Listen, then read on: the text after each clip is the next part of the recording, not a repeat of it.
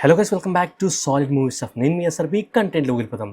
Arjun son of Vyjayanthi trailer release అయింది. ఆ ట్రైలర్ని చూసిన తర్వాత ట్రైలర్ ఎలా ఉంది అంటే నాకైతే చాలా రొటీన్గా అనిపిస్తుందండి. అంటే ఒక మదర్ బాగా successful police officer and son కొడుకు ఒక క్రిమినల్. సో క్రిమినల్ యాక్టివిటీస్ చేస్తూ ఉంటాడు. అంటే చట్టం దృష్టిలో తను క్రిమినల్ యాక్టివిటీస్ చేస్తూ ఉంటాడు, బట్ తన పాయింట్ ఆఫ్ వ్యూలో తను ఎవరికో సహాయం చేస్తూ ఉంటాడు. సో ఇలాంటి స్టోరీస్ మనం చాలానే చూసామండి.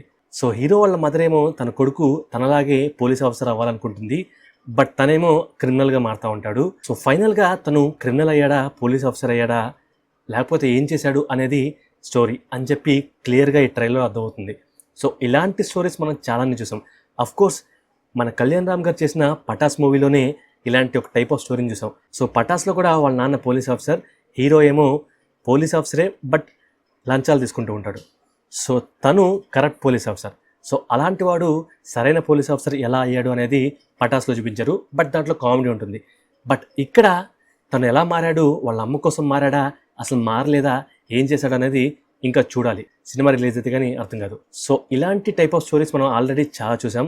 సో ఈ ట్రైలర్ చూడగానే నాకు చాలా రొటీన్గా అనిపించింది. ఏదో ఈ ట్రైలర్ చూసి ఈ సినిమాని నెగిటివ్ చేయాలని చెప్పి ఉద్దేశంతో కాదండి. సో ట్రైలర్ చూడగానే నాకు జెన్యూన్గా అనిపించింది, మీకు చెప్తున్నాను. బట్ ఈ ట్రైలర్లో నందమూరి కళ్యాణ్ రామ్ గారిని చాలా స్టైలిష్గా చూపించారు. బ్యాక్గ్రౌండ్ మ్యూజిక్ బాగానే ఉంది. టీజర్లో అయితే చాలా చాలా బాగా కొట్టారు. బట్ ఈ ట్రైలర్లో వచ్చేసరికి ఆ టీజర్లోదే కొద్దిగా పెట్టి అండ్ మిగతాది చాలా నార్మల్గా అనిపించింది నాకు.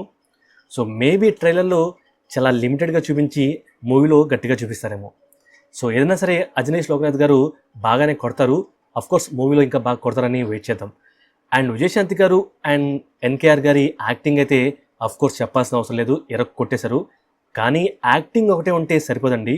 ఈ మూవీలో కంటెంట్ ఉండాలి, అంటే స్టోరీ ఉండాలి, అండ్ ఆ స్టోరీతో పాటు స్క్రీన్ ప్లే కూడా ఉండాలి.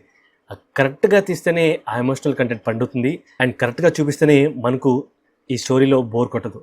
అంటే రొటీన్గా ఉన్న స్టోరీ అయినా సరే బోర్ కొట్టకుండా స్క్రీన్ ప్లే కరెక్ట్గా చేస్తే మూవీ డెఫినెట్గా వర్కౌట్ అవుతుంది. బట్ కరెక్ట్గా తీయలేకపోతే రొటీన్ స్టోరీ చూసాం కదా అనిపిస్తుంది. సో ఈ ట్రైలర్ చూసినప్పుడు నాకు అలా అనిపించింది. సో ట్రైలర్ చూసిన తర్వాత మీకు ఎలా అనిపించిందో ఆనెస్ట్గా కామెంట్ చేయండి. అండ్ వీడియో నచ్చితే లైక్ చేయతో పాటు సబ్స్క్రైబ్ చేయండి. Thank you, love you all.